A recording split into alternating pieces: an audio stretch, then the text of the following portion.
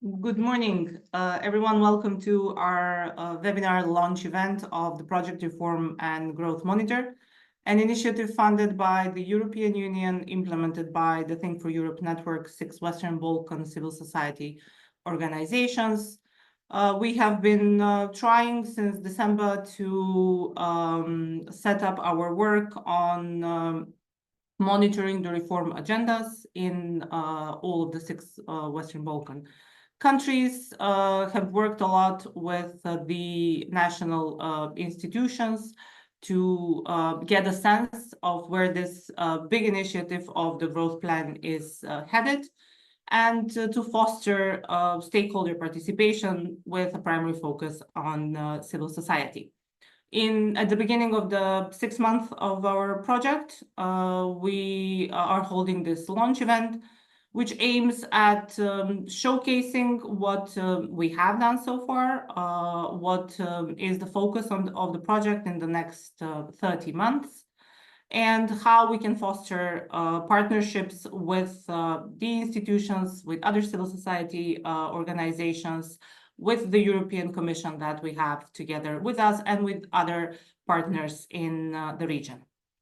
I'm Simonida Kacarska from the European Policy Institute in Skopje, the think tank that leads this project in partnership with the partners from all of the other civil society, from all of the other Western Balkan countries. That is the European Policy Center from Belgrade, Institute Alternativa from Montenegro, the Group for Legal and Political Studies from Kosovo, the Institute for Democracy and Mediation from Albania, and the Foreign Policy Initiative from Bosnia. Today's event is planned to last for 2 hours.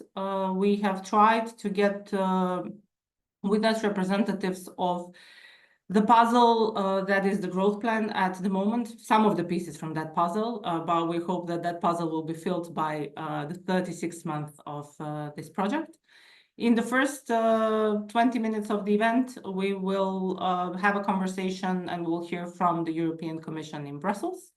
We have representatives from DG Enest, Giorgio Zecca and Olivier Lanou, who will give us a state of play of how things stand, and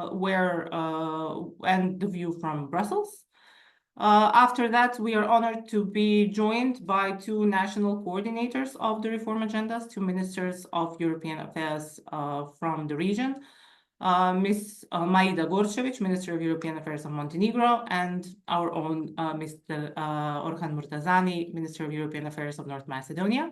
We're very grateful to both of them to have joined us on time from the beginning of the event rather than only their allocated slot. We hope to hear from them, the national side from on the implementation of the reform agendas, or a bit of a bigger picture, to hear about what have been the opportunities and the challenges in working on this initiative and submitting the first reports that were due in March 2025. After that, we will have a panel discussion, partly from our own team. We have there Milena Mihailovic-Denic and Pesar Gergi, who work on this project, to be joined by colleagues from the region, Krisela Hachkai from the CDI Albania, also working very much on this topic, and Matteo Vespa from Civil Society Europe, to hear the view from the civil society from the European Union and their experience on the Next Generation EU facility. This webinar is streamlined on our web pages, on our Facebook accounts, but we're also glad to have with us as a partner European Western Balkans, Alexander Ivkovic, who will moderate the session afterwards, to be able to bring on board all of these views from the stakeholders that are important for this project. This will be it from me for now. I would like to thank all of the 150 people, more than 150 people that we have with us today. We look forward to working with everyone in the entire region. And now I would like to hand it over to our colleagues from the European Commission. First, we have with us Mr. Olivier Lanou, Legal and Policy Officer at DG Enest. Olivier, up until recently, did not have the camera on. He might not have it still, but we're looking forward to hearing his intervention. Olivier, the floor is yours. Good morning. Thank you very much for that introduction. Yeah, for inexplicable reasons, my camera is not cooperating this morning. Very sorry about that, but it's a pleasure to be with you today online.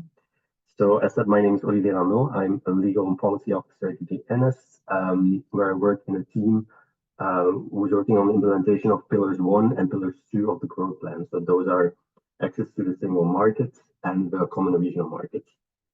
So for completeness, for the growth plan, I'll be giving you a brief introduction to these two pillars to kick off today's webinar and all the work that is ongoing under these two pillars.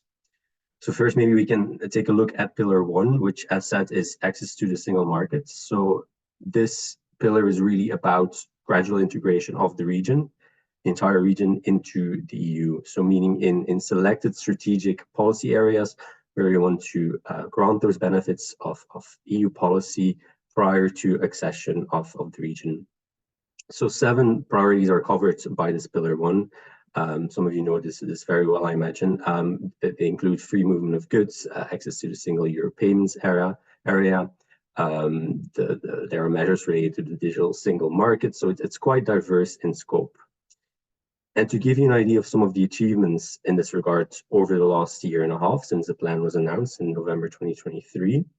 So a major achievement, of course, was Montenegro, Albania, and North Macedonia joining the geographical scope of the single euro payments area, which will eventually lead to fast, cheap, and secure euro payments. Thanks to the Digital Euro program, there have been 7 digital innovation hubs that have now opened in the region. So the idea of these new hubs is to support companies and the public sector in responding to digital challenges and becoming more competitive. Recently, of course, there was also the Wi-Fi for Western Balkans call, another initiative which will lead to public Wi-Fi in 500 municipalities in the region. And many more actions under this pillar are still planned. So for completeness, my background is a lawyer, and a big part of what I do is also finding an appropriate legal basis for these gradual integration measures. So we have the stabilization and association agreements with the region, and they are the main instruments for governing the relations between the EU and the Western Balkans 6. We have 6 of those agreements. But in certain areas of the growth plan, they offer limited scope for gradual integration. So a big part of what I do is also finding innovative ways to create to have a legal basis for those actions. Moving on to Pillar 2, which is a common regional market. So the purpose of including a pillar on this into the growth plan is always to really create a more integrated and competitive region. Through promoting trade, investment, economic cooperation, which will make this common regional markets vital. So the initiatives in the common regional markets, they are based on EU rules, and this makes it a stepping stone for opportunities to the single market under Pillar 1. So this is where that interconnection between Pillars 1 and 2 comes into play, and this conditionality, I think, is quite important to stress, because there are substantial opportunities for integration into the EU single market, but they will only happen if the region delivers on that regional economic integration. And there, of course, there's a big potential for making more use even of existing regional structures like RCC, CEFTA, W6, CIF. A mantra that we often use here is you can only block yourself, meaning not the others. With this, I think I've given you a bit of an overview of the first 2 pillars of the growth plan, and I can hand over the floor to Georgia, who will cover the format and growth facility under the growth plan. Yes, indeed. Thanks a lot, Olivier, and thanks, Simonida, for the invitation.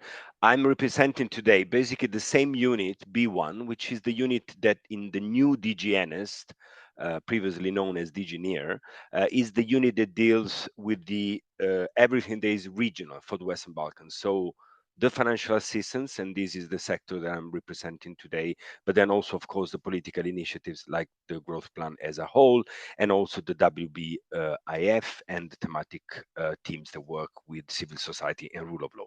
So basically, this is very much a nice invitation for us, because when it comes to let's say the role of the civil society in the new facility, this is something that our unit deals with from three different angles, let's say. So the angle of civil society per se, the angle of the implementation of the regulation, but also the angle of the accession process and the growth plan as a wider process. So let me start maybe by exactly saying that the reason why we were very happy to support this project is because one of the provisions of the regulation of the Western Balkans Reforms and Growth Facility exactly and explicitly states that the involvement of civil society organizations and main stakeholders, more widely meant, is one of the, let's say, principles that should guide the implementation of this facility, but also, if I may, the financial assistance as a whole. And this is where, let's say, if I may also zoom out again, this is also where our unit and our sector is very much engaged in making sure that there is complementarity between what we do with the Western Balkans partners with the EPA funding and what we are planning to do with the reform agenda and the RGF. Because again, the main principles are the same and the two instruments should be considered complementary one to another. And the stakeholders implementation is one of the guiding principles of both instruments. Where we stand with the facility? Well, this is something, if I may, that it would be for us very interesting also to hear from the speakers after me, and I'm very pleased that I can stay until the end of this event to hear from the ministers and from the representatives of the CSOs, because for us each and every occasion of dialogue and exchange of view is very important, in particular in this moment where the kickoff of a new instrument is legitimately quite challenging from both sides. So hearing from the experience from the ground and the institutional challenges and solutions that can be found together, it's a unique occasion for us. So from our perspective, if I may, I think we have been together delivering on the first, let's say, steps that should be taken for a results-based facility, meaning that the WB partners were able to finalize in most of the cases all the internal processes that were needed to get the two agreements, the facility and the loan agreements, into place. This was a precondition to get then the real implementation kicking off. The pre-financing has been disbursed for the countries that were already ready for that. From the point of view of the agreements, we are processing the steps needed for the pre-financing for the remaining Western Balkans partners. This is the first, let's say, from our side, the first disbursement, as you know, is not related yet to the concrete achievement of steps, is, as the term explained, is a pre-financing to make sure that there is a first availability of resources in order to start the implementation. At the same time, in March, we had the first deadline for reporting on achievement of steps. Just to clarify that the original deadline was 15th of January, and we decided to grant 2 additional months for the first reporting to cater for the challenges that we both encountered from the Commission and from the governments when it comes to setting up the scene for a new instrument. So we decided that it was better to have 2 more months. And so I'm happy to say that we received the reporting on time, even though I wouldn't enter in the details, but the main message here is that the reporting was done in a different, let's say, degrees of formality, and this is very legitimate and normal because it depends whether the two agreements were in place. So in the cases where all the agreements were already entering into force, the submission was considered formal. In another case, it's still considered informal, waiting for the entry into force of the agreement. But concretely, what is good is that we've been able to start assessing already the reporting from the partners. And of course, the picture is quite varied, but in this moment, we're very much focused on analyzing each and every of the documentation and information that we received. And as you can imagine, this is also a new endeavor for us. So we've been working on mainly organizing the internal structure where NST is in the lead. But as you know, it's very important the role that are played by the other line DGs.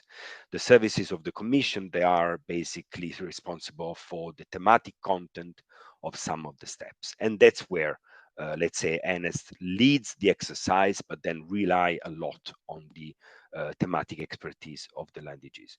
I'm saying this also because the entry point is us, is absolutely honest, and it's our unit. But just to explain you that this is an exercise where you've been, and it's something that I want to praise and thank you for that, you've been in constant and frequent and constructive dialogue with the geographical unit of DG Honest. And this is where we think that the new structure can let's say, be even more productive than in the past, meaning that we would like to have an instrument that is, of course, based on common principles and common criteria, and we are the unit responsible for, let's say, the horizontal coherence, but then everything that is so specific should be dealt bilaterally with the geo units that are in charge of assisting you in analyzing the situation, supporting you in unblocking particular reforms, and making, of course, the link with the wider accession process. So basically, in the next months, we will be busy to assess and analyze what you reported on. The timing will be, again, a little bit different. I'm not breaking any major news here, but because of the different variety of situation when it comes, again, to the entry into force of the agreement and the formality of the reporting, also the deadline for us to formalize a decision will be a little bit different. So it might be that we would come out with not one decision for all the partners in the very same moment, but with different decision based on the timeline that, again, are now becoming basically decoupled due to the situation that I just described. I would just conclude by restating again the two main principles that I wanted to start with. So the first is the importance of monitoring the involvement of stakeholders in the implementation of the facility. And the second one is to keep the dialogue as we have been having it until today between the Commission and the governments to make sure that all the challenges encountered can be tackled together.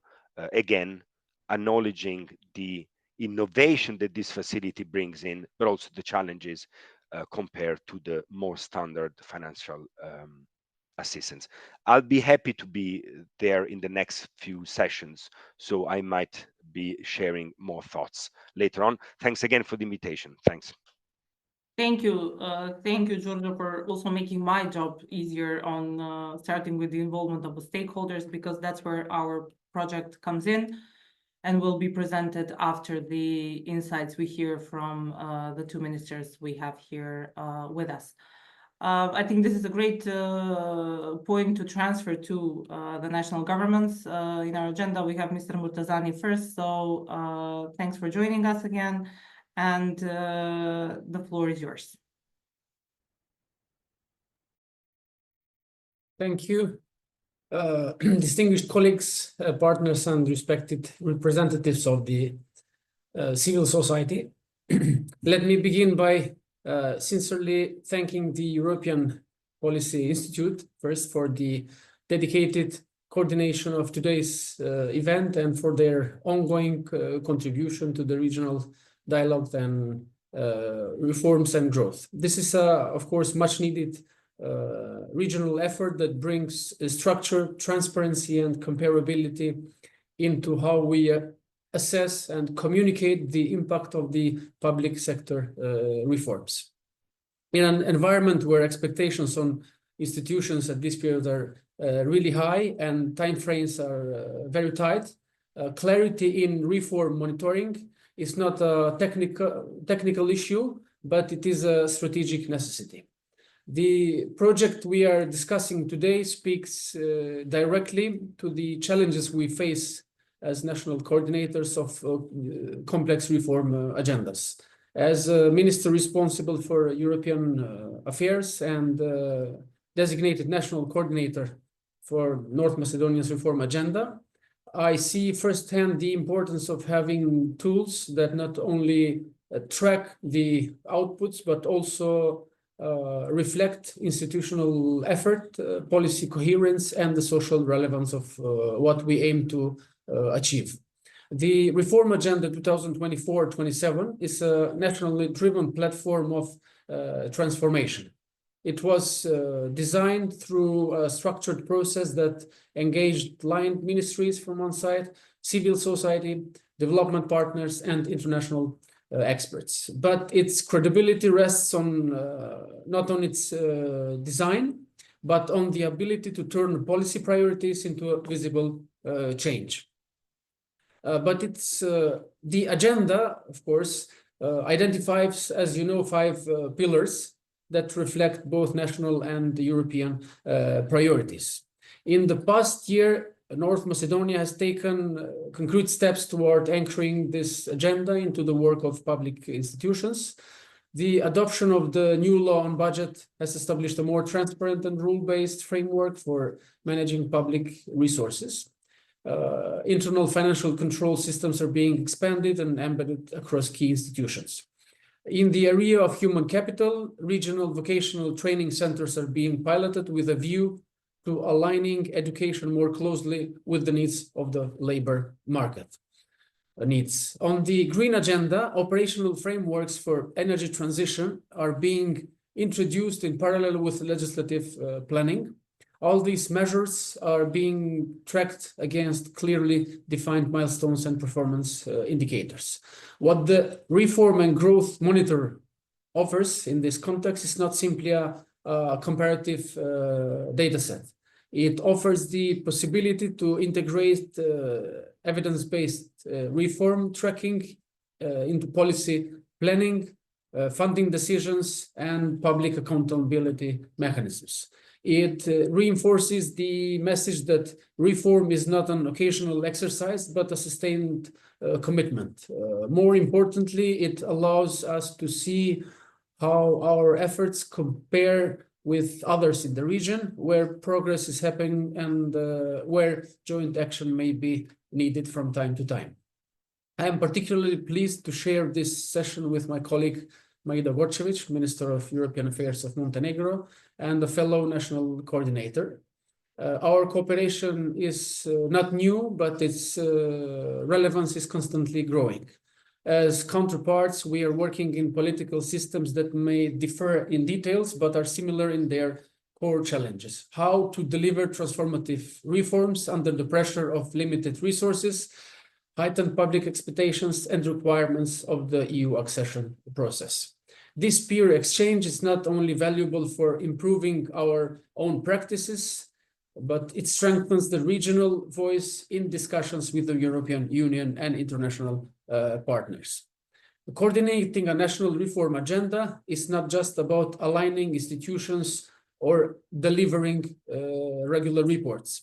It is about ensuring that reforms are internally coherent, publicly communicated, and resilient to political or administrative change. It requires a clear sense of sequencing, a strong link between reform, ambition, and institutional capacity, and constant communication with both the public and our international counterparts. In that sense, coordination is both a technical and a political role. Let me stress that reform momentum cannot be taken for granted. It must be renewed through concrete results, institutional learning, and regional solidarity. Tools such as Reform and Growth Monitor can play a significant role in this effort, but only if they are used not just for reporting, as I mentioned before, but as a part of a broader reform culture that values evidence, clarity, and dialogue. We remain fully committed to making our reform agenda a living document, not through declarations, but through policies that are implemented, monitored, and constantly adapted. In closing, I want to emphasize that reforms succeed where there is ownership, coordination, and trust. Platforms like today's even are important because they remind us that reform is not just a domestic issue. It is a regional and European one with shared responsibilities and shared expectations. Thank you very much for your attention. Thank you, Minister Burtazani. Thanks for the kind words. On behalf of the project, we'd also like to thank you for joining us as an associate in this work and being open to discussing the reform agenda in North Macedonia specifically, but also giving a regional perspective. We have also received high support from Minister Gorcevic, the Minister of European Affairs of Montenegro. One of the values of this project that we see is the regional dimension. So that's why we are also very glad to have two ministers. We hope at our next events that we will have even a higher representation from the region. Minister Gorcevic, the floor is yours. Thank you very much, esteemed Ms. Kaczarska, dear Orhan, dear representatives from DG INIS, the distinguished participants and organizers. It is really a great honor to speak at the launch of the regional initiative Western Balkans Reform and Growth Monitor, a timely and a vital initiative, especially as we are actively implementing the growth plan and accompanying reform agenda. With the first reporting period behind us and the second one approaching, we already have concrete results. Clearer insight into the potential risk and deeper understanding of where our efforts must intensify. Montenegro has been fully committed to the reform agenda since day one. We have truly worked diligently to prepare it in a timely and high-quality manner, and our goal was to respond adequately to the needs using the content and the resources available by accelerating fundamental reforms, improving sustainable economic growth, including attracting foreign investments and strengthening regional stability, and achieving economic convergence through increased financial assistance, which for the Western Balkans amounts to as much as 6 billion euros. The EU Reform and Growth Facility for the Western Balkans can be seen as a supplement to the pre-accession support instrument, but in terms of its role and objective, it is certainly unique. If we implement it wisely, it can serve as a tangible expression of good governance through transparency, inclusiveness, and accountability. I am truly proud that despite tight deadlines, we ensured consultations and integrated many stakeholders' inputs while creating the reform agenda. Inclusiveness is not just a formality.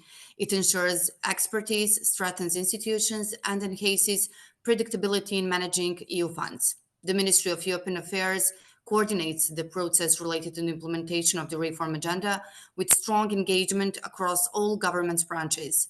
We are now preparing to establish a formal oversight committee for the Reform and Growth Instrument, including representatives from civil society, academia, and expert community to ensure robust monitoring and transparent governance.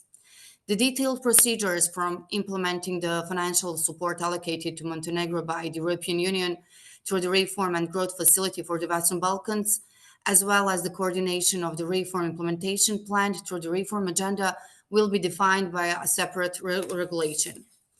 I believe this will complete the monitoring system, but any suggestions and consultations based on your observation as participants in this process are more than welcome. Given the complexity of the reforms, it is clear they cannot be achieved without the active involvement of all relevant actors, including the government, civil society, and our international partners. That is why I especially welcome the implementation of your initiative and wish you great success in its realization. The Ministry of European Affairs of Montenegro will remain a committed partner in achieving sustainable results and ensuring high-quality monitoring. Thank you very much once again for the opportunity to address you. I wish you success and impact in your work. Thank you very much, Minister Burjevic.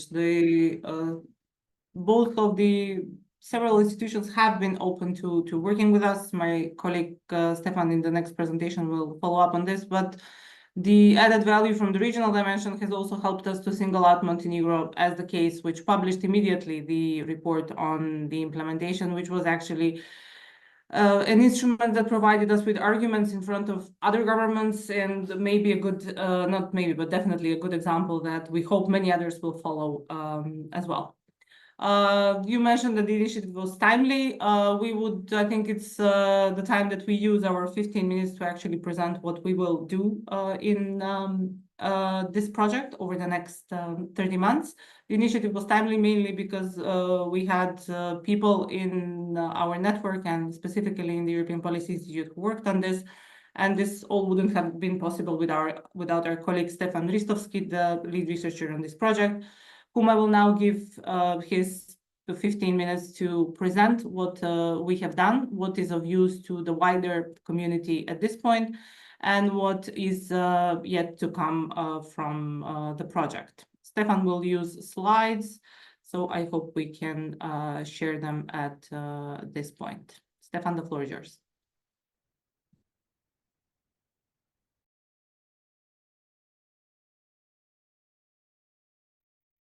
We would need to unmute you.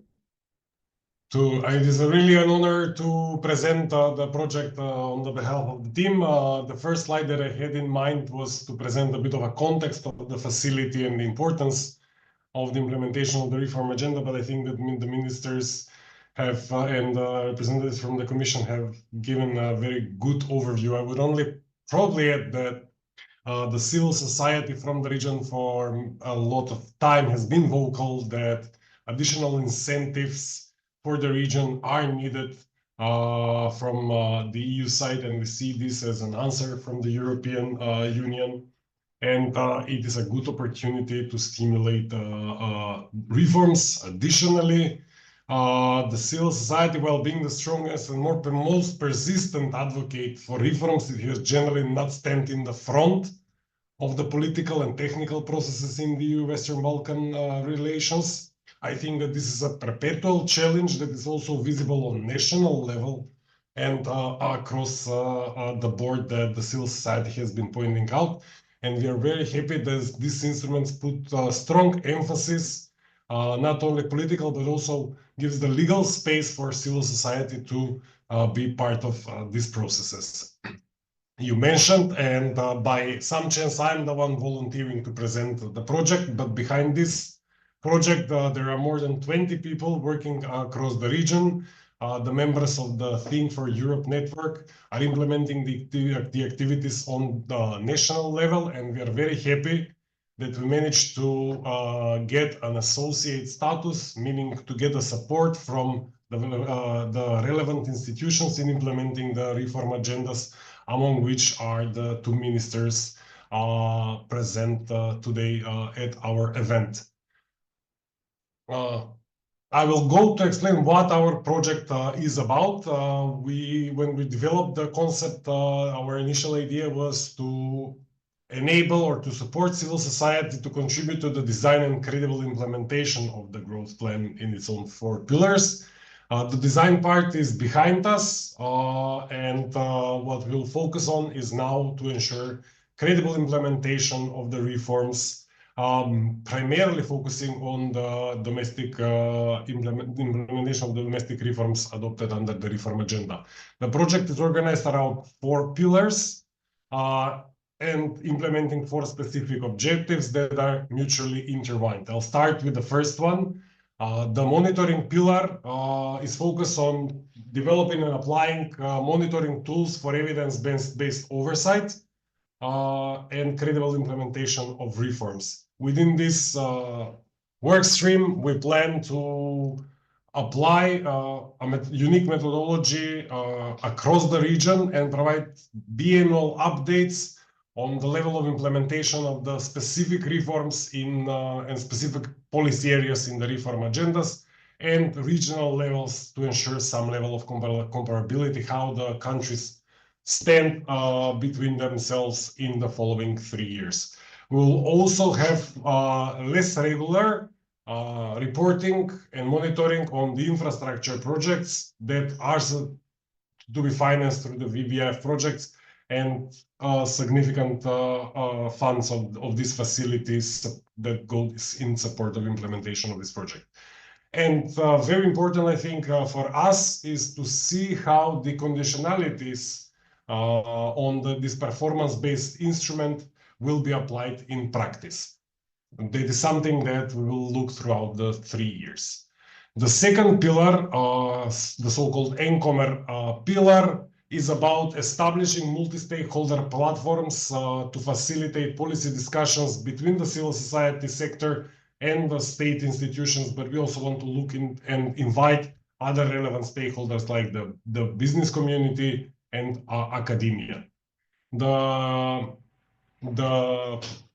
participants here are invited to apply to the calls for participation in these structures in their own countries.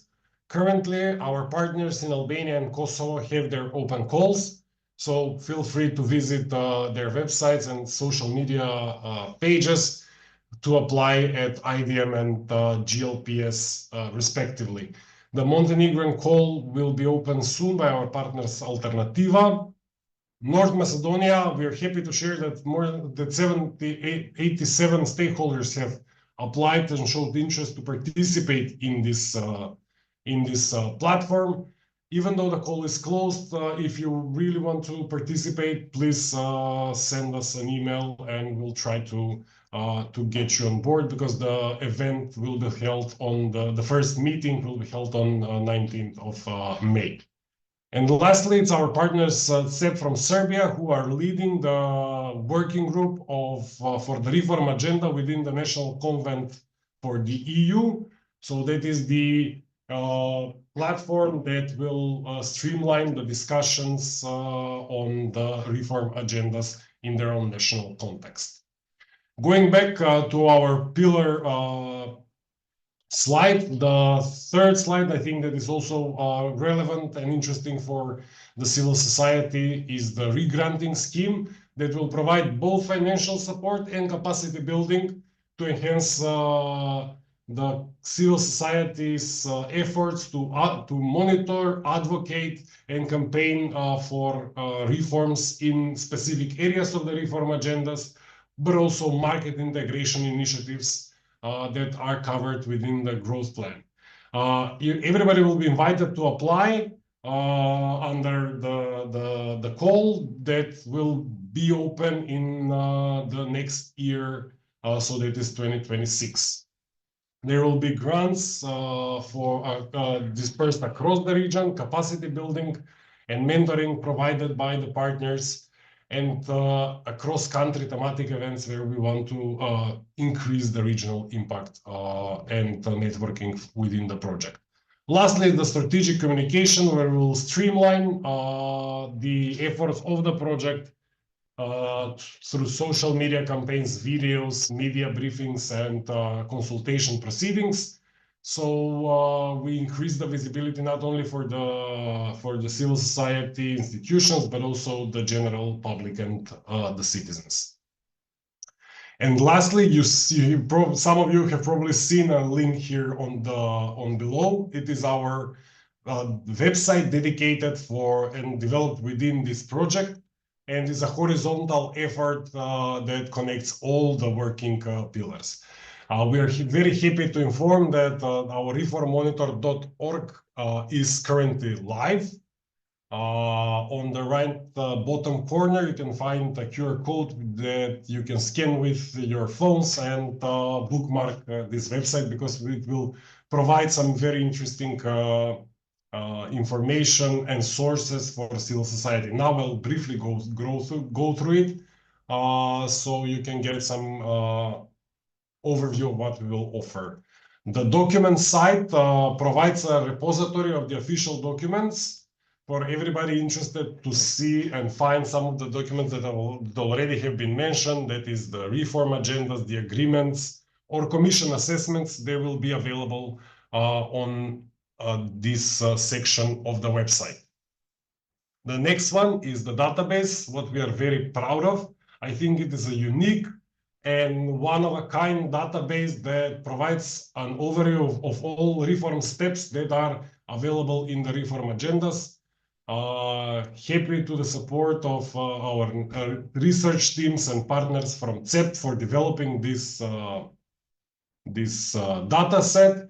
Using a plugin, we were able to allow for filtering of this data set to go through specific policy areas, allocated budgets, deadlines, and countries. So if you're interested to explore what we have to deliver as countries or as a region to compare, it is a very interesting tool. I think for all the researchers, it would be useful, the function that this website allows to download the data set, so you can use it for your own research. The project news and update site is where you will read many of the news coming out from the website, from the project team, but also from the institutions. Currently, for example, you can see the calls for participation in the national consultation platforms open for Albania and Kosovo, but also information about what is the facility if you're not very familiar with it. So you can read also some background information. The country info pages are currently under construction. And this is something that you will have the opportunity, like all this stuff that we have developed across the website, it will be generated as a country-specific information page where you can read only about the given country of interest. I think that this probably covers most of it. I just wanted to point out lastly that our idea behind the project is certainly to provide for more inclusive policy making, increase the government accountability when implementing these efforts, certainly through data-driven assessments, ensuring that will inform as much as possible stakeholders.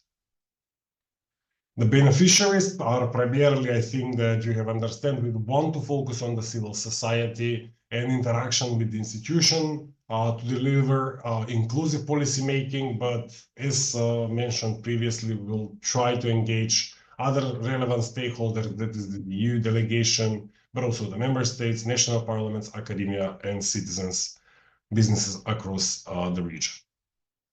This is our project in brief. I invite you once again to visit the website, follow our social media, and we will update with information. If you have any information, any questions that you want to ask us, you can do it through the regular channel or our new website, reformmonitor.org. Thank you, Silvanira, for the time. I think that I covered most that I wanted to cover for this project at this stage. Thank you. Thanks. Thanks, Stefan. Just a couple of remarks on my side. As you will have noticed, by looking at the associates, by looking at our approach and the consultation mechanisms, what we are trying to do is not duplicate what's happening in the other countries. We're trying to complement from a regional perspective and to provide as much as we can a regional approach to the growth plan and to reform agendas, which is not always easy, because what we have found also from the discussions with the Commission is that the agendas are very much country specific. They are a new tool, and we also see this project as a capacity building exercise for us, also as part of this expert CSO community, but as a part of the broader civil society community in all of our countries. We are aware that that there will be other initiatives of other donors because what we have also realized by compiling the data set, by doing some of the preliminary work and work in the previous year, is that the areas that are covered are so diverse that and sometimes too technical that they will be a challenge, but also an opportunity for capacity building of many of the civil society organizations. And going back to some of the work that was done over the last year, but some of the colleagues sitting here also as part of the European Economic and Social Committee opinions that were drafted on the growth plan by Crisela, Milena, some work in which I was engaged, but many of the 170 people also present here. We feel that this initiative can be a added value to many of the others, and we hope that this event is basically the call at which we invite everyone to think of ways in which we can cooperate down the road in the next 3 years. But from the dynamics that we're seeing, this might also run a bit longer than 27 as well. Unless there are any interventions from anyone else, I would now pass it to the panel, to Alexander, to lead this discussion with our distinguished speakers. And after that, we will make sure that there is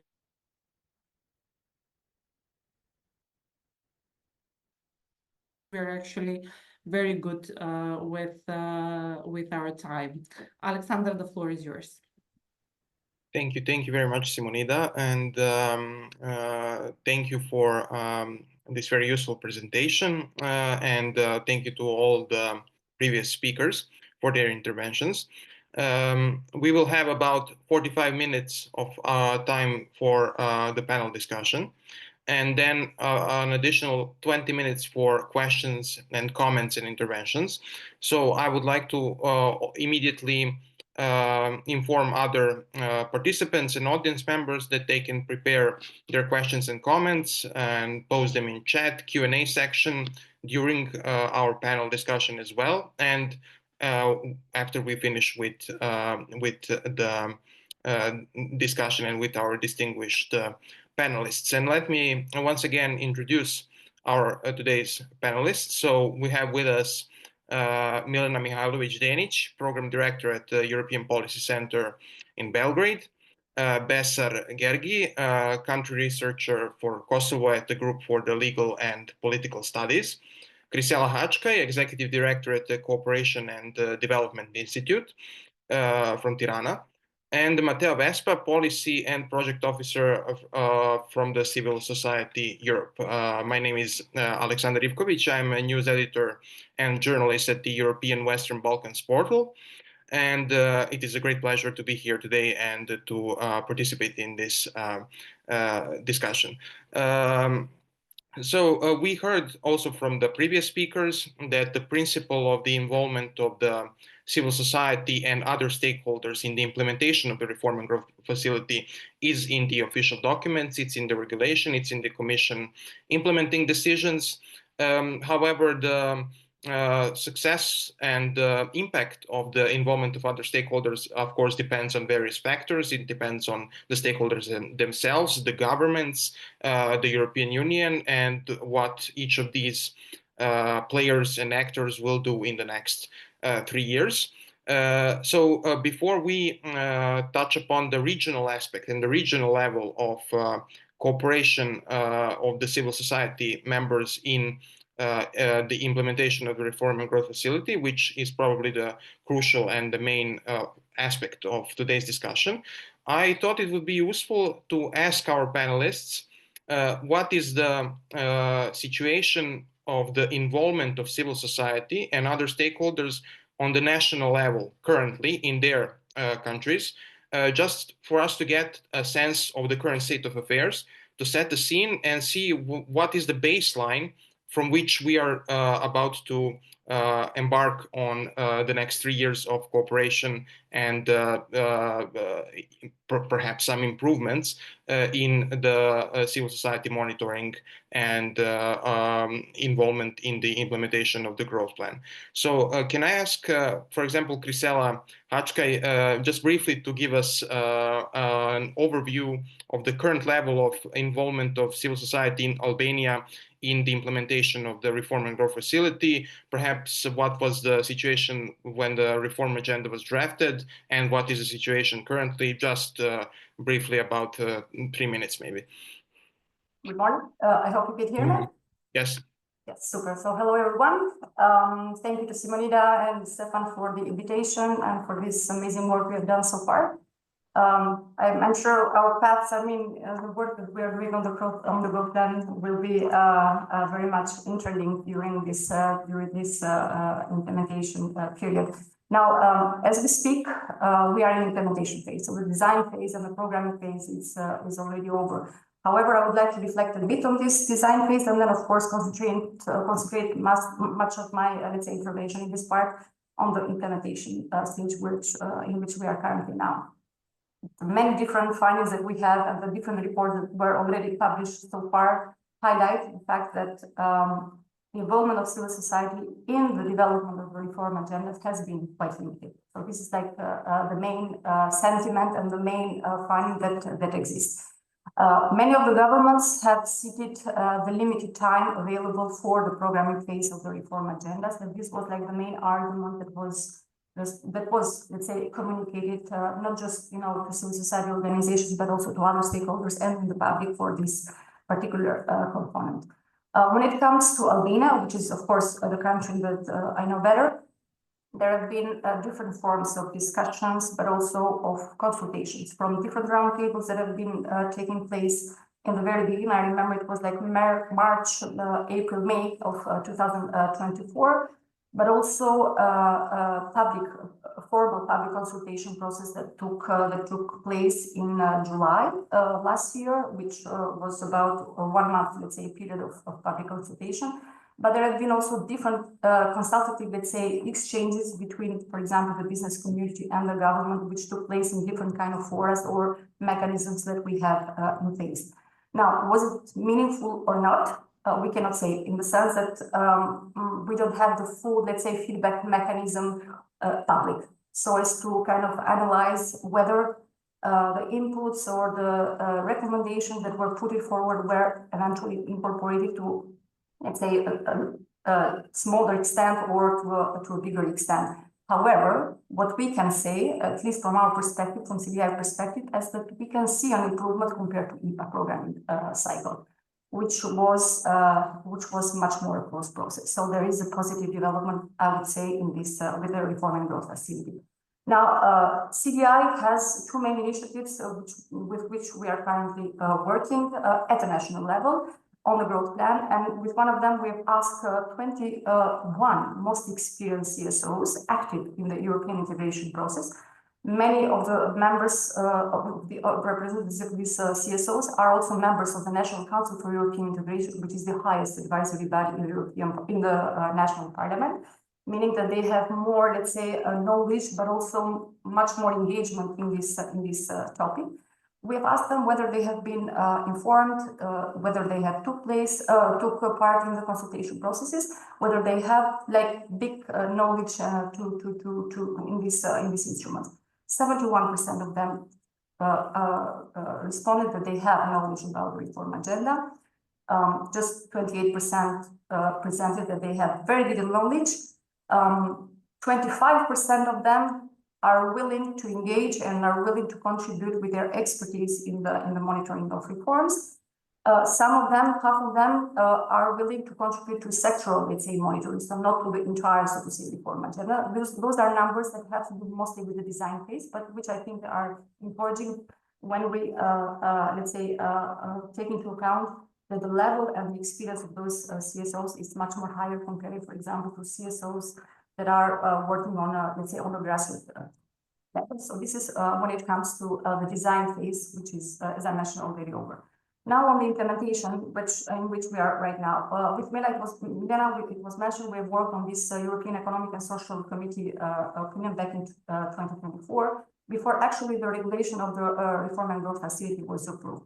And in that opinion, we clearly advocated for a much more clear guidance, but also methodologies to assessing implementation and to assessing how the reports were going to be assessed by the Commission, for more accountability and transparency tools.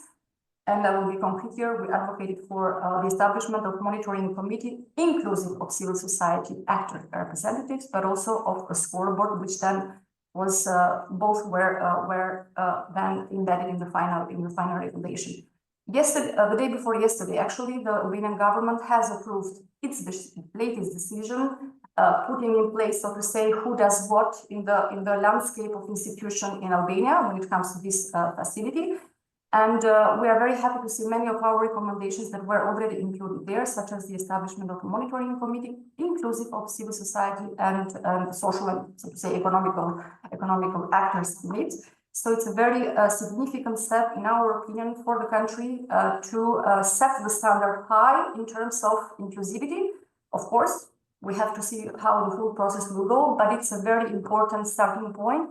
And we are happy to have been contributed to this dynamic. Secondly, to have a dialogue, we need data. If I can just ask you to start wrapping up slowly, because sure. My last point. This is my last point. Yes. To have a dialogue, and this is what in which we are working a lot. We need to have data. Data is very much a crucial element in this endeavor that we are all of us, let's say, in this webinar involved.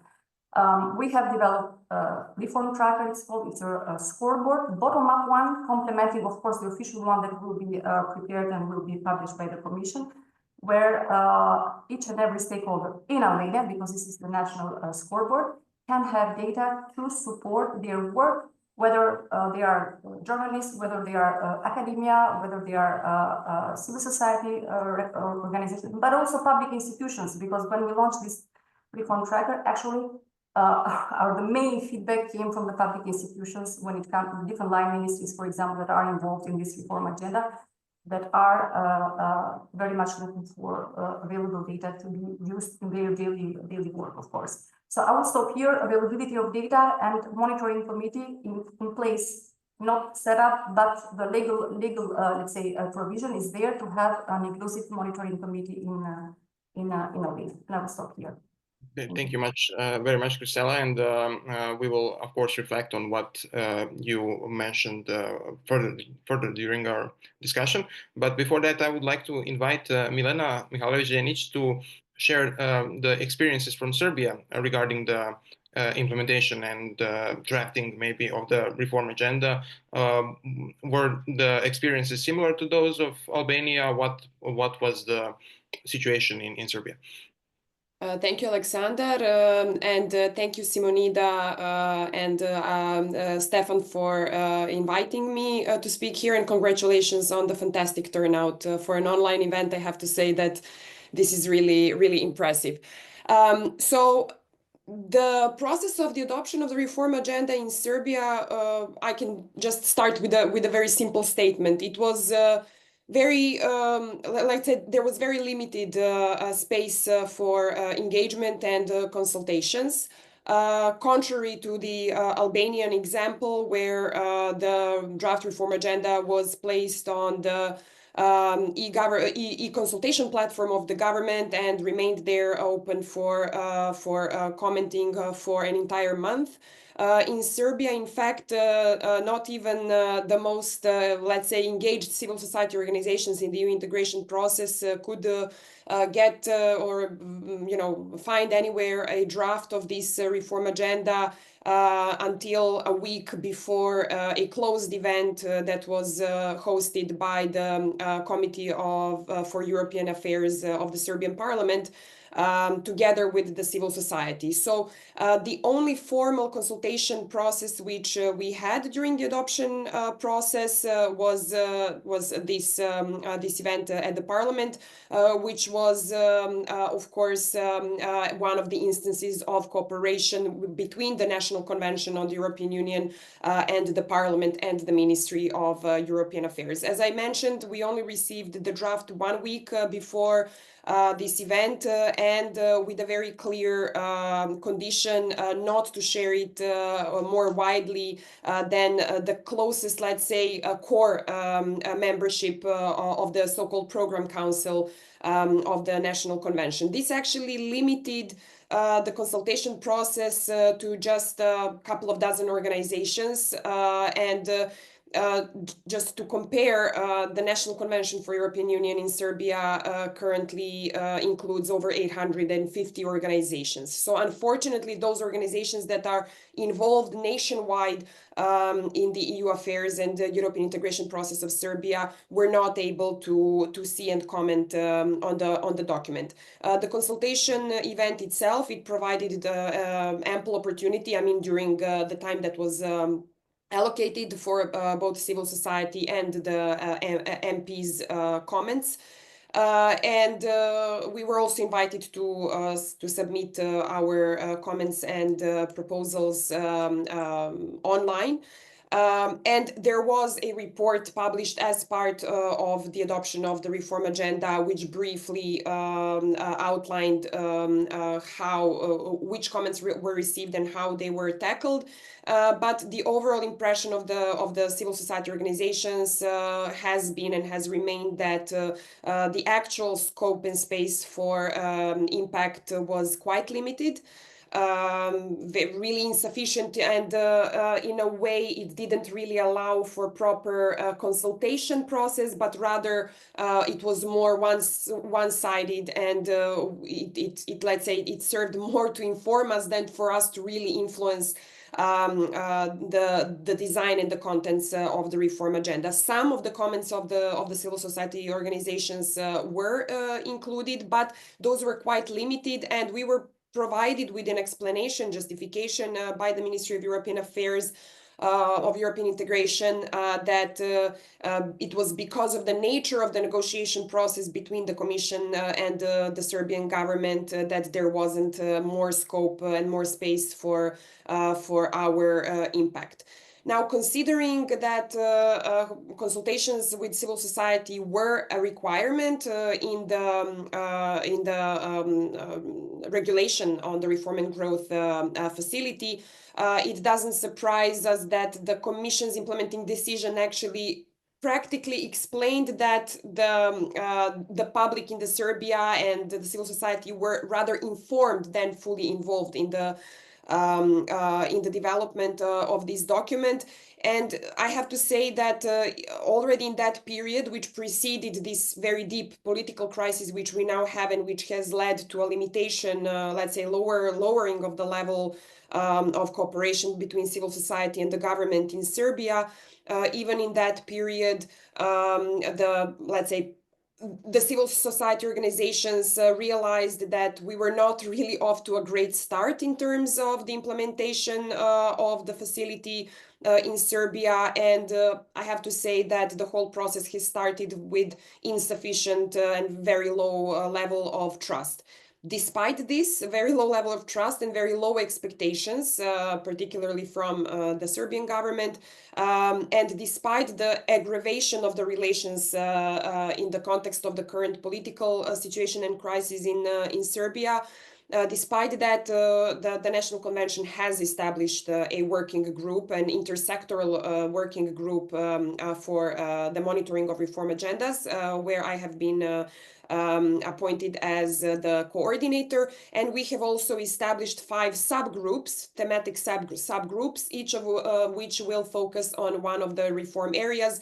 We had to split digital and green transition into 2 areas, of course, because of the nature of the areas and the necessity to ensure proper expertise among the coordinators. We have already nominated the coordinators of these 5 subgroups. So this is the National Alliance for Local Economic Development, NALED, for the first area, business environment and private sector development. For the green transition, it is BFPE, the Belgrade Foundation for Political Excellence. For Digital Transition Partners, Serbia. For Human Capital Center for Democratic Development and Transparency, Serbia, for the fundamental rights and the rule of law. We have had 2 initial meetings. We are now in the process of involving additional members and creating, let's say, the membership and the structures of these subgroups, and we will continue the organizing and the, let's say, build up of this capacity for the monitoring in the coming months. But I have to say that since the creation of the new government in Serbia and the appointment of the new minister, we have not had any formal communication from the ministry towards civil society and towards the National Convention to actually formalize and to explain what are the intentions and ways in which civil society will be involved in the work of the monitoring committee, which obviously will need to be established in the coming months.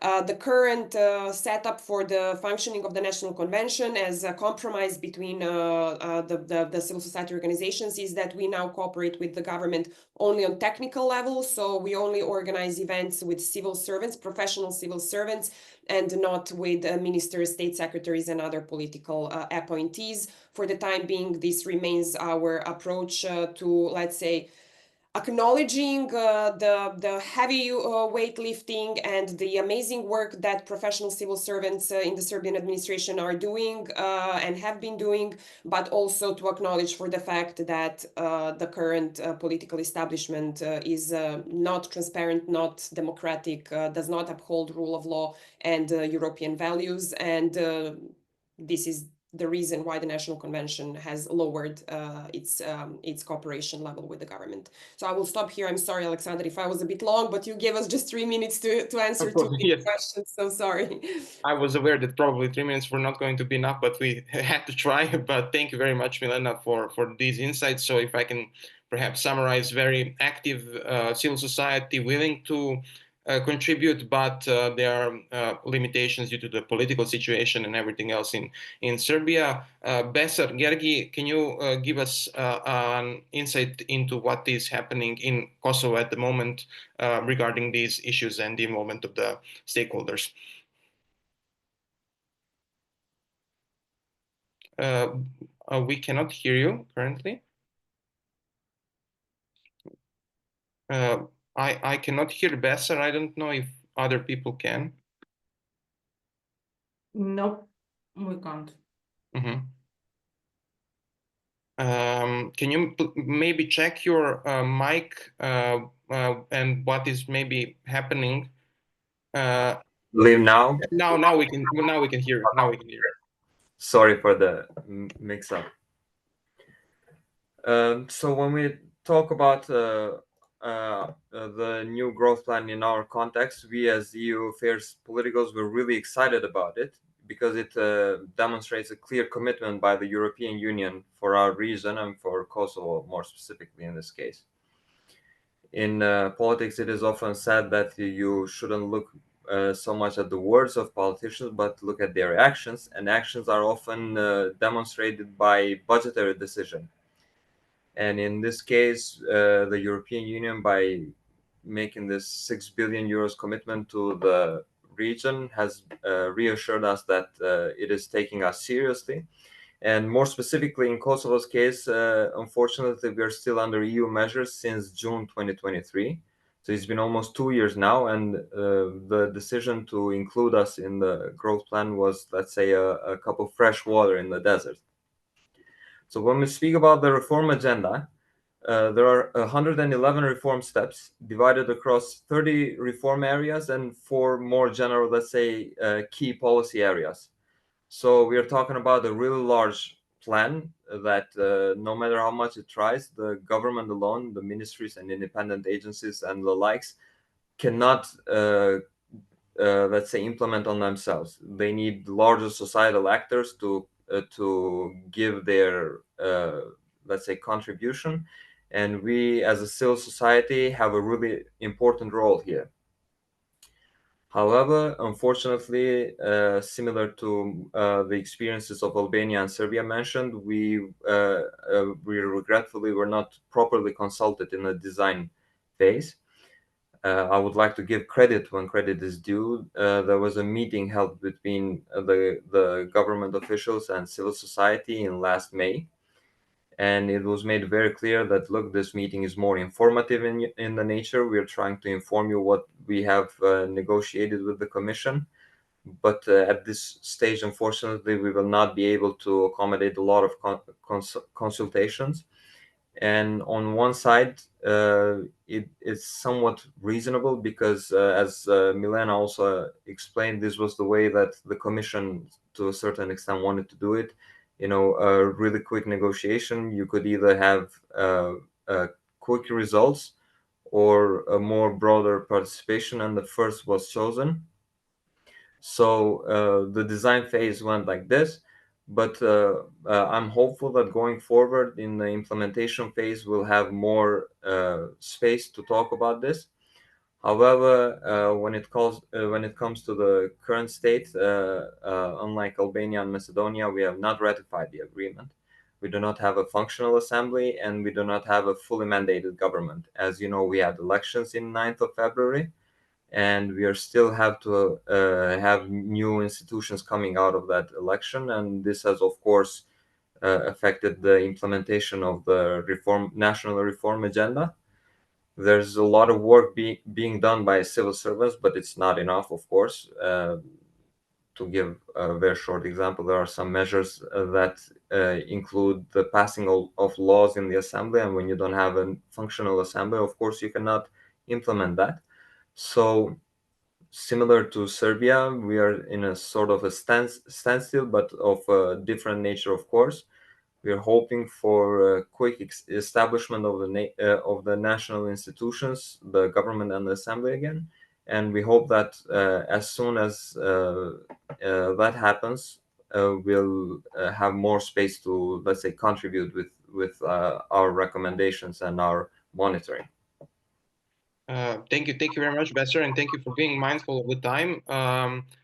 So if I may make a short summary of what we heard, different levels of involvement of civil society in different countries of the Western Balkans.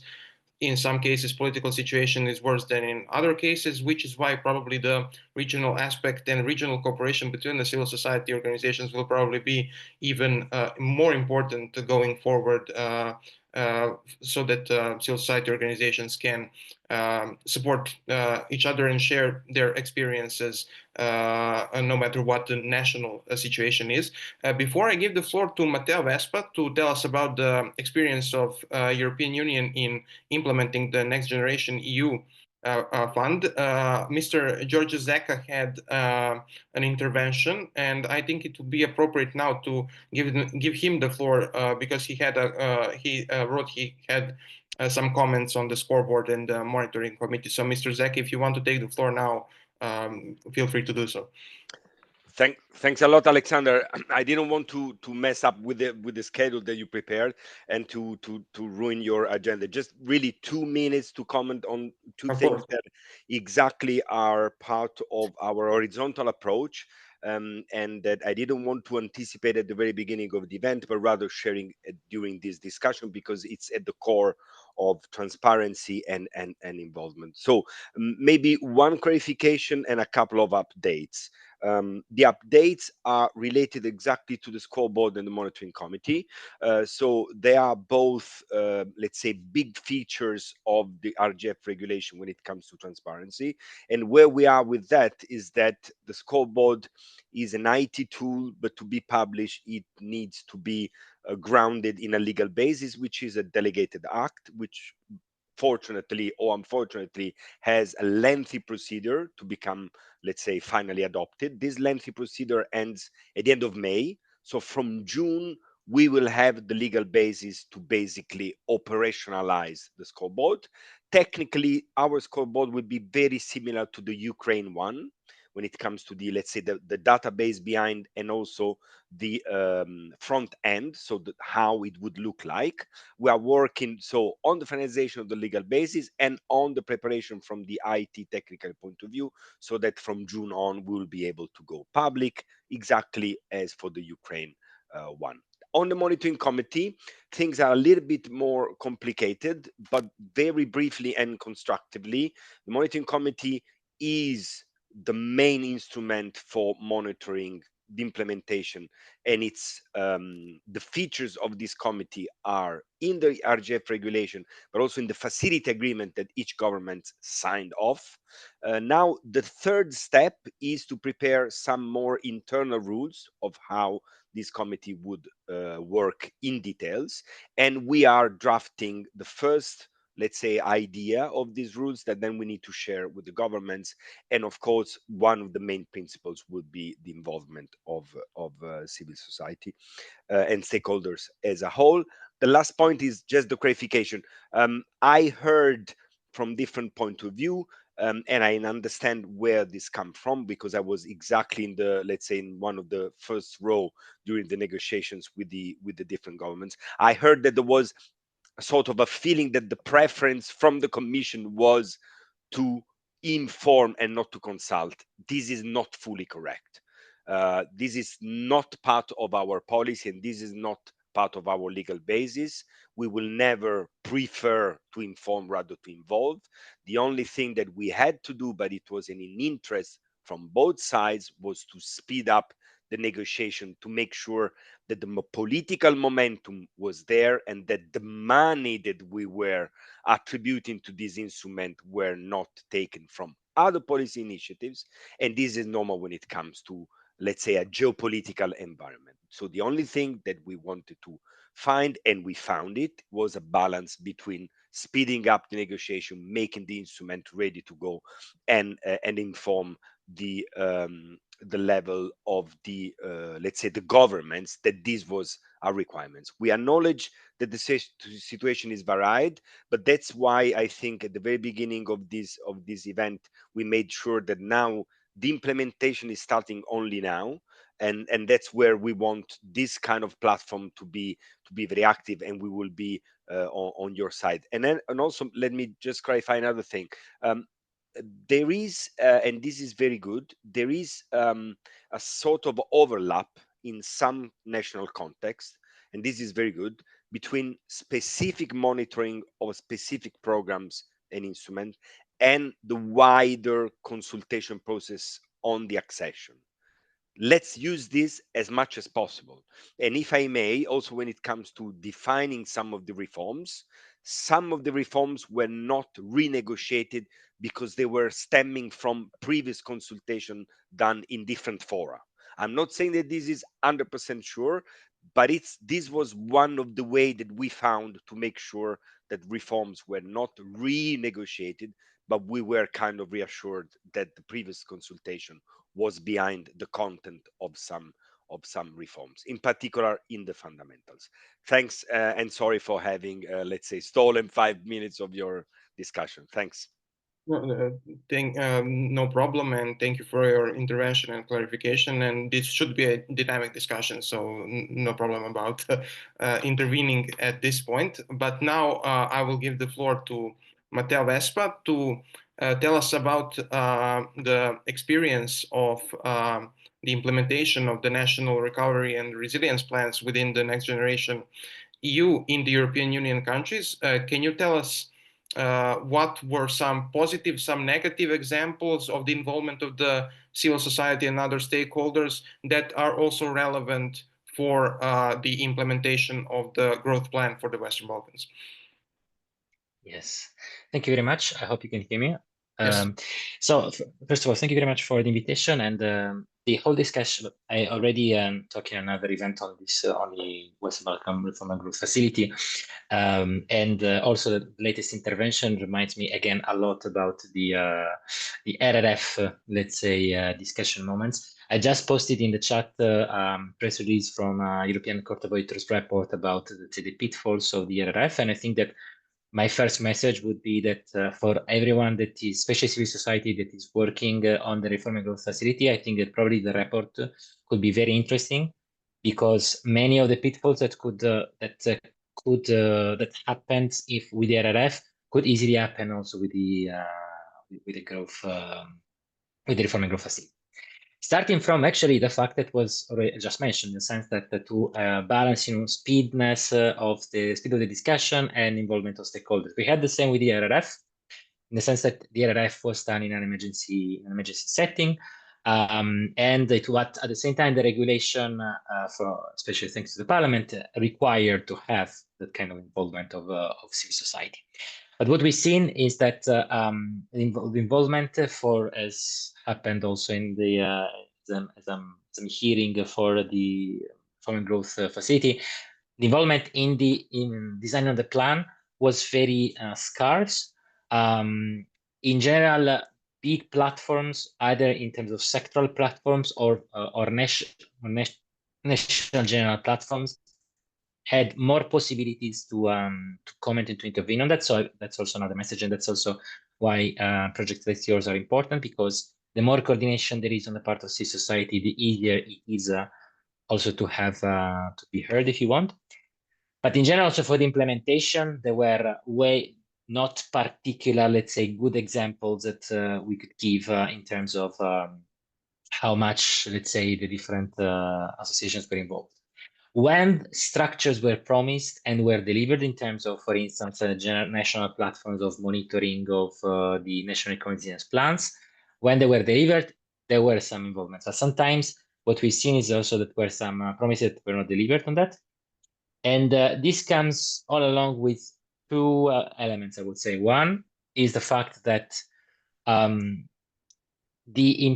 even in the cases like, for instance, with the Repower EU, which was an addition to the RRF, where it became more mandatory to involve civil society, then in practice this didn't happen, and it didn't happen because, and that's also another, I think, important lesson for your case. While it was a request also by the Commission side, the Commission itself said that they didn't find that they had, let's say, the legal instruments to actually enforce that.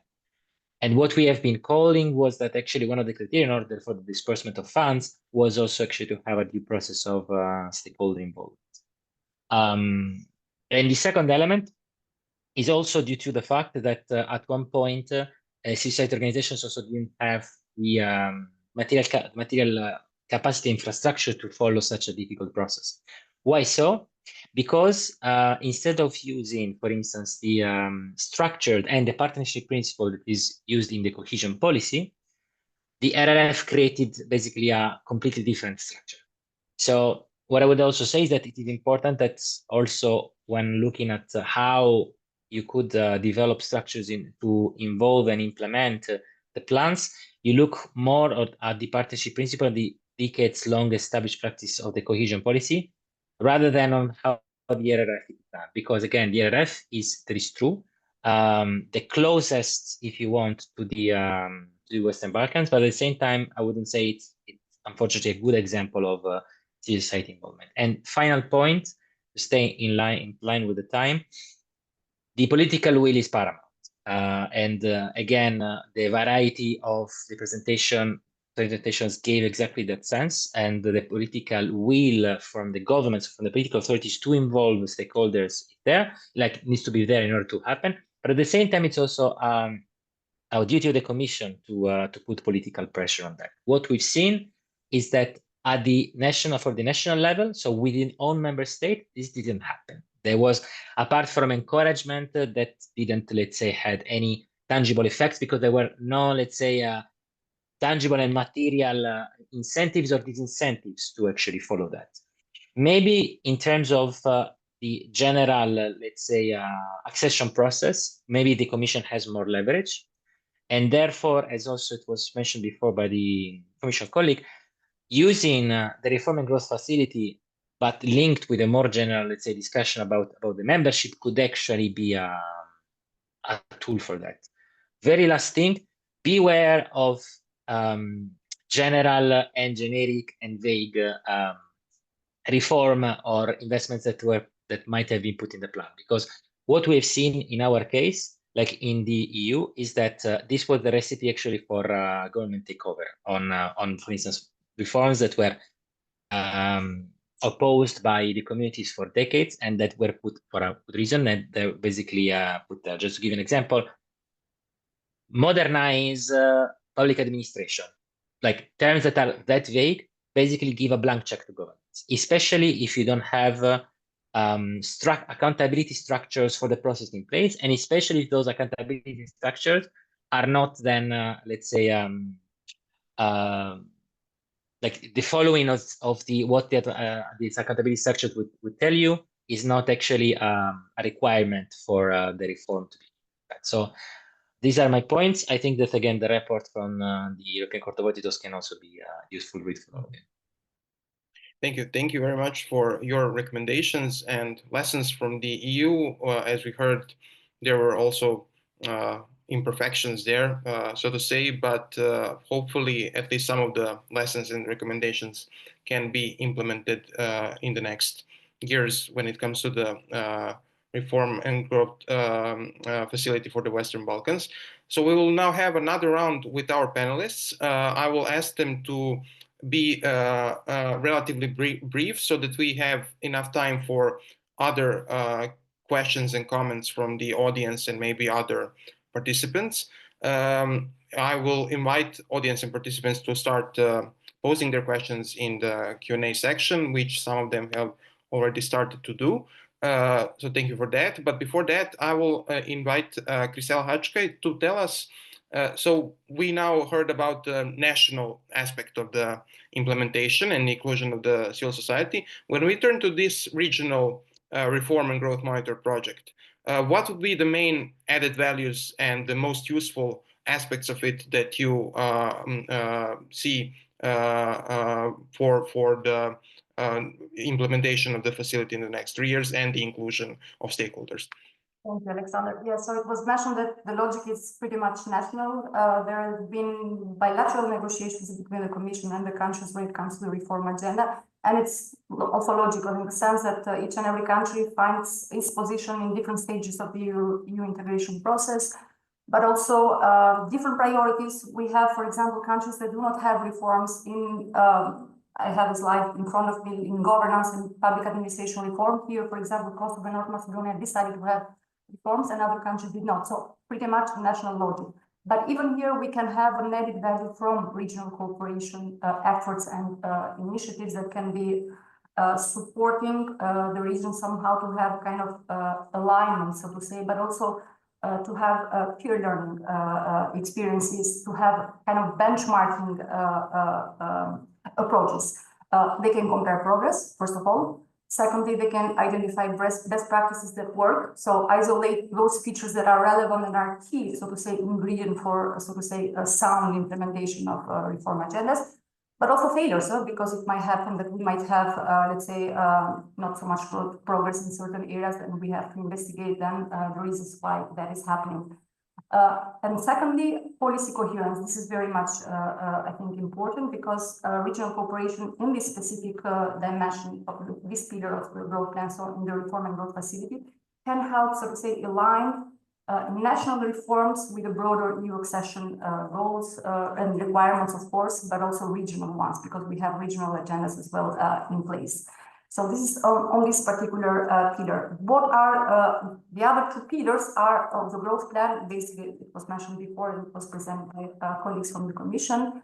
Basically, the common regional market, but also the gradual access to the single market, to the EU single market. That are the main pillars where regional cooperation is essential, basically. And here we have different institutions that are leading work in the region, starting from RCC, but also others, SEPTA as well. So those are very important, the two important pillars where regional cooperation is strategic, basically. And progress there basically also determines the progress into the accession process, because we know that from the EU perspective, the European Union emphasizes actually that regional cooperation as a key criteria for membership. So that's why it's important. I will finish with just one element. Albania and Montenegro being front runners, so to say, in the accession process, and having also target dates for membership and pretty much a very clear agenda for reforms and for engagement of stakeholders in their countries. I think the regional cooperation especially between those two countries, might be eventually very beneficial when it comes to their efforts and their agenda working on the ground for the membership, basically. I will stop here, but of course open for any questions. Thank you, and thank you for being mindful of the time. Milena, one of the main elements of the regional reform and growth monitoring project is actually the monitoring itself. So the civil society organizations will participate in regional monitoring of the implementation of the reform agendas. Can you comment a bit what are the expected benefits of this exercise, but also what can be potential challenges during its implementation? Thanks, Alexander. And if you don't mind, I will start with the challenges so that I'll finish on the more positive note. Well, we actually started to observe and understand that this would be a pretty challenging task to do at the regional level from the very onset of the analysis of the reform agendas. Stefan showed you the big data set which we created, and as we compared and analyzed the different reform agendas, we actually realized that there were quite a lot of differences, not only in terms of the substance within the specific reform areas, but also in terms of the methodologies which were used, how indicators were set, how different reform steps were, let's say, designed and formulated. And not only between the countries, but also within the specific national reform agendas. So it was quite clear that doing the kind of comparative work, which, for example, we do in some other regional projects, our network, Think for Europe network, has been implementing for almost a decade, a big regional initiative called Weber, which focuses on monitoring of public administration reforms in the region, where we have a set of common outcome indicators sort of that are set at the EU level from the Sigma OECD program in terms of the public administration principles. And that framework allows us to do regional benchmarking and regional comparisons and to develop our methodology in a way that can lead to that.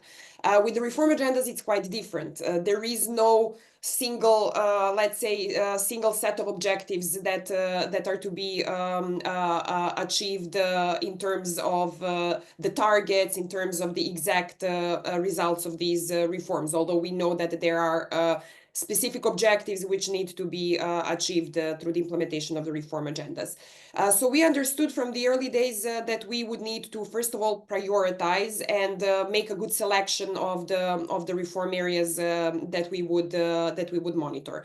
For the purposes of that, we actually identified and we selected a number of, we call them sub areas of reforms. Basically, we took very specific reforms that were common to different countries.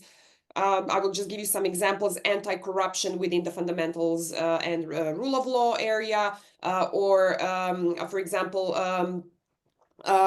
state-owned enterprises or state aid in the business development and private sector development area. For example, in energy transition, we have renewables, and we identified those areas as the most apt, the best obvious choices for regional monitoring and regional comparisons. But we also understood that in order to provide timely and meaningful inputs into the policy dialogue, not only at national, but at the regional, but also at national level, that we would also need to monitor and report on the actual implementation of the reform steps,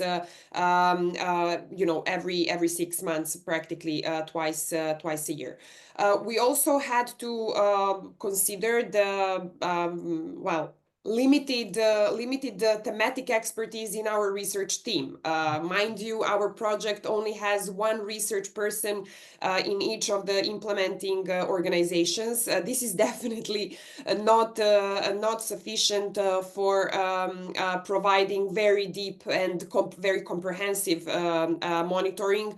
Matteo actually mentioned this issue of expertise in the civil society, and we know that reform agendas, the areas which they cover are very wide and also very deep. So in that sense, we have to be aware of what we can deliver, which also kind of requires additional external thematic and expert support. And we are aware that we will have to ensure sufficient capacity building also within our teams. Simonida also mentioned at the beginning that we do see this also as an opportunity to build our capacities and capacities of the civil society. At the end, we will need to combine two levels of monitoring, and I think that this is where the biggest benefit of this exercise will be, in addition to doing this kind of, I would call it output level monitoring, where we will be able to track the specific reform steps in each payment period and report on whether it has been indeed delivered as promised, and what were the, let's say, limitations and where some of the reforms have been incomplete, etc.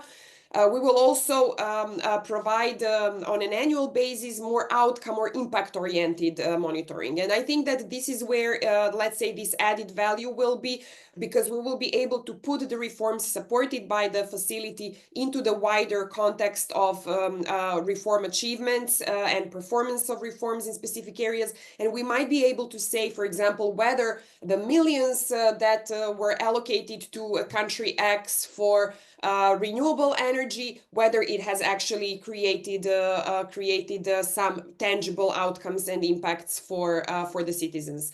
In different areas, this will have different specific challenges. We know that in the area of fundamentals, we are likely to have also very challenging work in terms of, let's say, pinpointing these specific reforms in the very wide and broad scope of these reforms. But we will take these challenges one at a time. We are now piloting the first set of these, let's say, a more output-oriented monitoring reports. And just to reiterate something that Crisela mentioned, availability of data, availability of information. This is the main prerequisite and the main requirement that will actually shape the scope and also the quality in the end of our monitoring work. If we don't receive timely information and timely data from either the governments or the Commission or both of them, our work will be very limited. So this is our biggest concern, whether we will have access to data, to sources of information to substantiate our monitoring. All the monitoring work we do is fully evidence-based, and we want to make sure that we have fully comprehensive data and information for any statements and any evidence that we provide. In that sense, I would just like to reiterate that not all governments have even published the reports on the first payment period.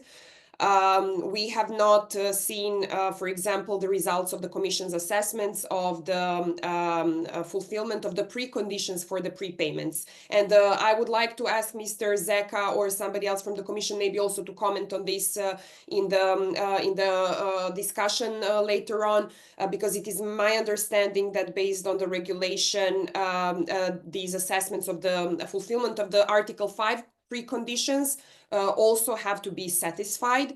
And you know, for us from Serbia, it is really an interesting question to see how the Commission has assessed the functioning of democratic institutions and rule of law in Serbia right now, and what qualified Serbia to receive this pre-financing. If I understood correctly, this has already been completed. If I'm wrong, I stand to be corrected. Thank you, Alexander. I will stop here. Thank you, Milena, and thank you for that question. And we already have questions about pre-financing in our Q&A section. So we will return to that shortly. But first, let me ask Besar, do you think that there are any specific stakeholders and any specific areas which will particularly benefit from the regional cooperation within the Reform and Growth Monitoring project? Okay, thank you, Alexander. I believe you hear me now. Yes, yes.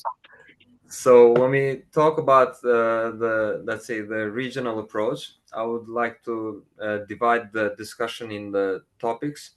And in our monitoring, we have decided to focus on four main areas of, let's say, of special interest. And that's the first is rule of law and fundamental rights. And I think here we have we don't have a good basis of, let's say, having a regional momentum. And the reason is because some of the countries in the region are, let's say, more developed in this aspect. The others are still having problems with even holding free and fair elections. So it's not a good basis of comparison with each other. The second area is the green transition and also digital transformation. And I think this is a very good area when we can make regional comparisons, and we need a regional approach. Because the first, we need to realize that the externalities of energy production are not national, but they are regional. So let's say more specifically, when you burn coal to produce electricity, the CO2 that's released does not stop at national borders, but it travels across the whole region. So it is our collective interest to, let's say, to lower that emission. And also, most recently, we saw what happened in Spain and Portugal. There's still, we do not have conclusive evidence, but there's some indication that mismanagement of the renewable resources contributed to the blackout. And again, I think we have a collective interest to avoid that scenario at all costs. So this needs, let's say, a lot of regional momentum to coordinate these activities. And this is why also WBIF is a really good platform to do that. I could say the same also about the business environment and private sector development area. I already saw a question about the common regional market. We have to realize that individually as countries, we are relatively small population, small markets, small economies, and it is not, let's say, particularly attractive for foreign companies to invest in. If we become part of a regional market, of course, it has its difficulties and everything, but this is why we are discussing today, to overcome them. We could be more attractive for investments, and it goes without saying, if we become the members of the EU one day, it would be, of course, the best case scenario. And finally, we have the human capital. And in this field, I would also go back to similar as the rule of law. We have different, let's say, areas of development. And also, when we talk about human capital reforms, many of them are related to the educational field. And as we know, even in the EU, a lot of the national policies are, let's say, national policies in this field. So I would say our business environment. And finally, a few words about the stakeholders.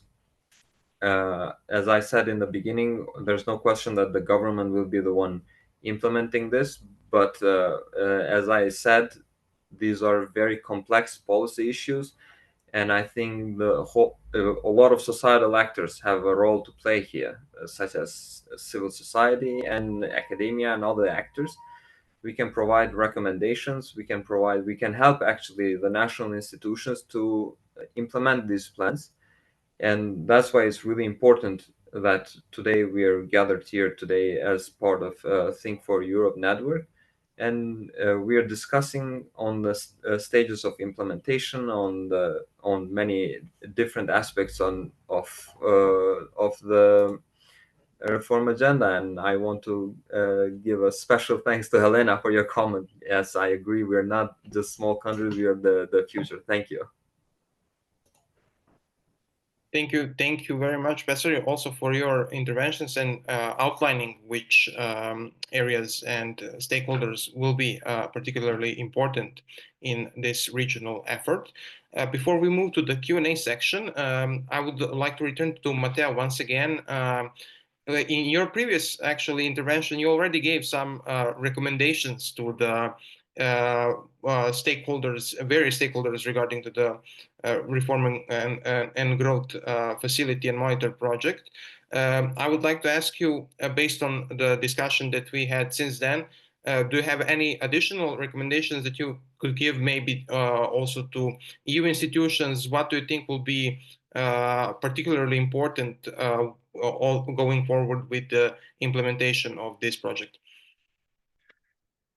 The main recommendation, it's not for civil society, but it's more for the institutions to create also direct partnership with civil society organizations and platforms that are following the developments.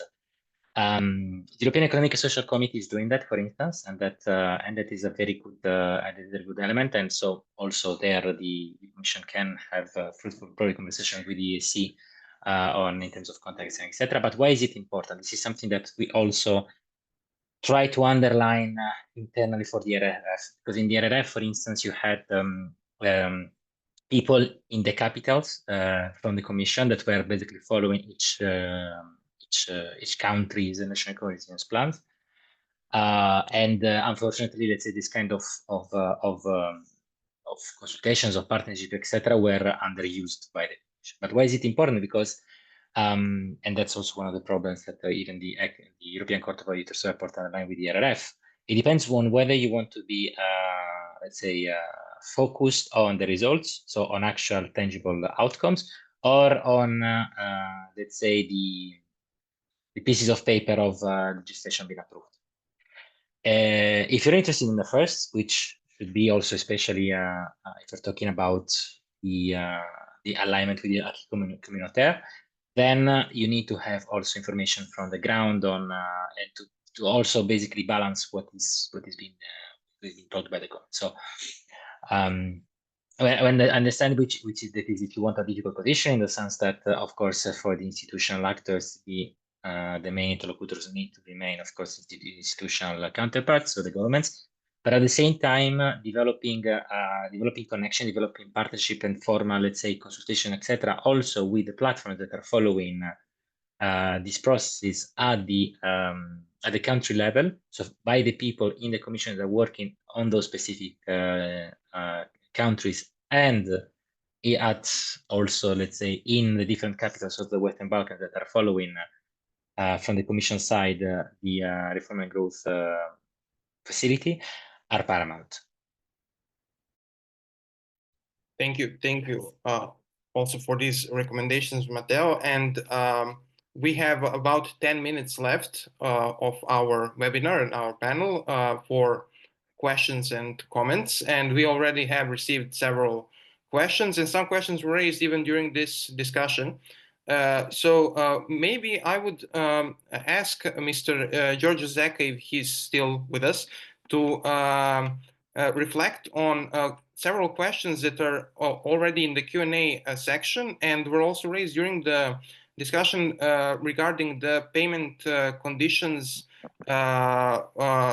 in this case for Serbia. There is a question in the Q&A section whether pre-financing will be paid to all. I think that was already clarified. But there is a question by Mr. Michael Emerson. When will be the first regular payments? Will it be after the first reports are analyzed? What if conditions are only half met? Payments proportionately or less? And there are questions related to the wider respect to the of the EU values and rule of law and everything else regarding the overall conditionality of the payment of funds from the growth plan. So can you reflect, please, on these aspects, Mr. Zeka? Yes, sure. Let me maybe start by saying that some of these are horizontal elements, and the unit that I come from is exactly the unit responsible for the overall, let's say, guidance and methodology. And other elements are more, let's say, country-based. And I'm not sure I have the answer, because as I explained in my initial intervention, we have the accession process and the bilateral talks between the governments and the geographical units. This is to clarify why on some of the issues I don't have the answer. Now, on the methodology, yes, the preconditions and general conditions have to be assessed and met before each of the payment, including the pre-financing. This is absolutely clear. Now, when it comes to timeline, now the pre-financing was supposed to be disbursed at the beginning of 2025 to all the partners. At this moment, when we are speaking now, it has been disbursed only to North Macedonia and Albania, only because the process, as I said at the beginning, is very much linked to the formalization of the legal basis. So you need to have the facility agreement and the loan agreement in place. Then you need to have a formal request for pre-financing. Then you need to have the assessment of the precondition, general conditions met, and then you have the payment. If you don't have all these conditions, which you can see by yourself are legal, technical, and political, then the pre-financing is not disbursed. What I know is that we are using the same procedure for filling the three, let's say, layers. And in this moment, the only two Western Balkan partners, and I'm not anything in the content, I'm just saying that the checklist of these things was done only by Albania and North Macedonia, while for the others, if it's not done, it's because one of these elements is not fulfilled. The case of Bosnia, of course, it's completely different, because in that case, we don't even have a reform agenda, which was the precondition of the precondition of the preconditions. So then on the timeline, again, the original timeline, as I said at the beginning, was mid-January reporting on the first steps, then starting of the assessment of the commission, and then from the formal submission of the reporting, only from the formal submission, 90 days as entailed by the regulation for the commission to basically take a decision on the payment. As I said at the beginning, these 90 days didn't start for all the countries or all the Western Balkans partners, exactly because in some cases the request was not a formal one and the 90 days didn't start. So on the basis of this, again, it's a difficult balance between have to respect the provisions of the regulation, but also knowing that it's in interest of all the stakeholders, including the civil society organization, that the implementation starts. So we want to speed up the process, but we want to do things properly. And if the 90 days didn't even start, well, we prefer to have everything in place and everything, legally speaking, completely adamant, so to proceed. To say that basically I cannot tell you when the decisions will be taken, because it depends on when the formalization would be concluded. And then the only thing that I can say is that, for example, for the countries that submitted a formal, complete request, well, then the 90 days would apply. And I can say that basically before the end of July, we should be able to come out with decision on at least two of the partners. Now, then from July on, hopefully, everything when it comes to the legal basis of the single national context would be in place. So what we hope is that the 15th of July deadline will not be postponed. The request that we will get on the 15th of July will be formal from all of them. This means that in that case, then we will be able to go into a normal standard procedures and then taking decisions basically by the mid-October. Because in theory, this is how it should work. The implementation period is end of December, end of June. The reporting is 2 weeks later, so mid-January, mid-July. And then the decision should be taken within 90 days. This is the ideal timeline. On the partial achievement, no, this is how we call it. Now, again, this is, let's say, very clear. So we decided not to have the possibility of partial achievement and partial disbursement for qualitative reforms and steps. And this is quite clear. I mean, if a law should be a good law on one specific policy areas with some specific criteria to be satisfied, this is either assessed as done or not. There is not partial achievement. For the quantitative steps, we do consider the idea of partial achievement, but since we want to stay ambitious, until the end of the grace period, we still assess only the full achievement. And then only after the end of the grace period, we would consider the submission of data and evidence to demonstrate that there was a partial achievement. And the partial achievement then is calculated with a methodology where, again, we still want to get ambitious results. So the fourchette of the percentage of the partial disbursement is made in a way that in any case there is, let's say, an incentive to move to the, let's say, the upper fourchette of results to get the upper percentage of the step.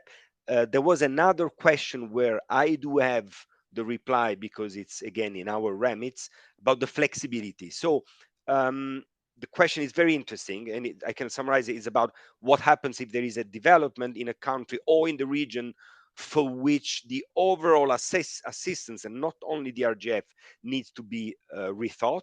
Well, there, let's say the management of DGNS decided to have this approach, to use more IPA as a flexible instrument, because as you know, in the new programming approach of IPA, we do have much more flexibility than before. Before we had long 7 years, quite structured and fixed from the onset country strategy papers with envelopes and sector, and this was really not flexible. In IPA 3, especially since last year, we have the possibility to really readjust every year.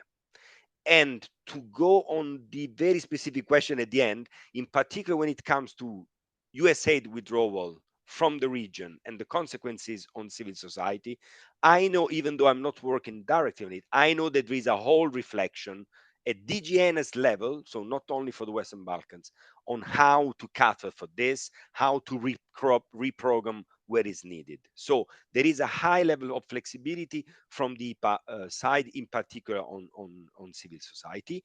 On the reform agenda is a little bit more rigid, but just because the instrument is so short, that the idea is that there is not so much the possibility to really readjust. The flexibility is rather on the single steps.